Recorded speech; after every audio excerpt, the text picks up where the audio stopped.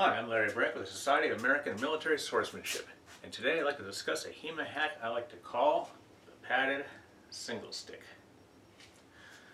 The padded single stick is something I developed to give people that are new to HEMA an opportunity to practice some of our drills without having to don all the necessary protective gear, or maybe they don't have enough money to invest in their own protective gear, or maybe they're a little apprehensive of actually handling steel or even nylon weapons. So this kind of gives kind of a safe, friendly alternative to practice a couple of sparring drills without having to get all the hot equipment. They hit pretty lightly. The tips here, they bend. And each one of these, they're weighted, designed to weigh about a little heavier than the real thing. This particular model here, what comes in probably about 1,000 grams, or maybe 1,100 grams. I have a couple other ones here that I've weighed. This one's about 900 grams, and some of the heavier ones. I even have a really heavy one that I use for strength training, which is probably about 3.5 pounds. But that has a particular use purely for building up the wrist muscles. But in general, the ones that we use here for light sparring and training come in about 900 to 1,000 grams. Now each one of these started off life as a simple, these little foamy little kids swords.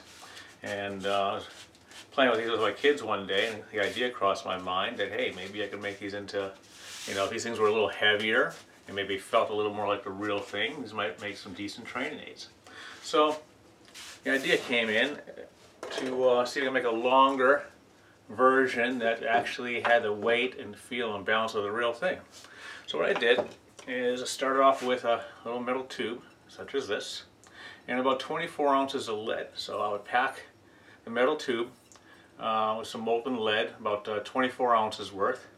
I'd put it into an area about like this. I would fill up an area like this to get about the right weight and balance that you would need. I would take apart the foamy swords, and you got the tip here, which will become the foible. And then, of course, the handle piece here, I simply slide on. Of course, you want to pour the lead, get the lead in there, packed in there first. And then you slide in the handle piece to it. And then here, I like to use this, put this over about like here. Okay, that becomes the fork and the finished product. And then finally, we'll slip over the end, the foamy end here, to the end of it, and that becomes the foible. And then you get a finished product that looks something like this. And some of the earlier models I've made has a distinct fork and foible, for training purposes.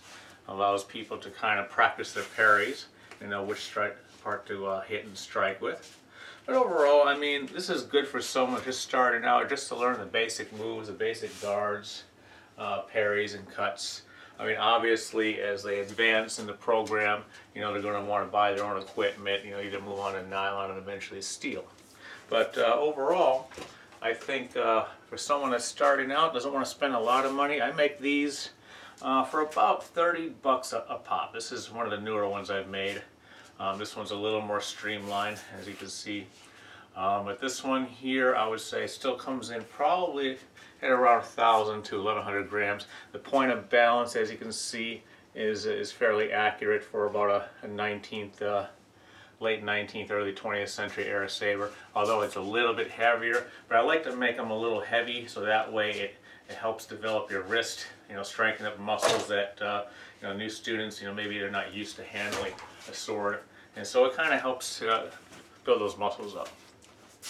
I'd be interested in any comments, constructive comments you might have for this idea, or any other clubs or study groups if they've used padded sabers.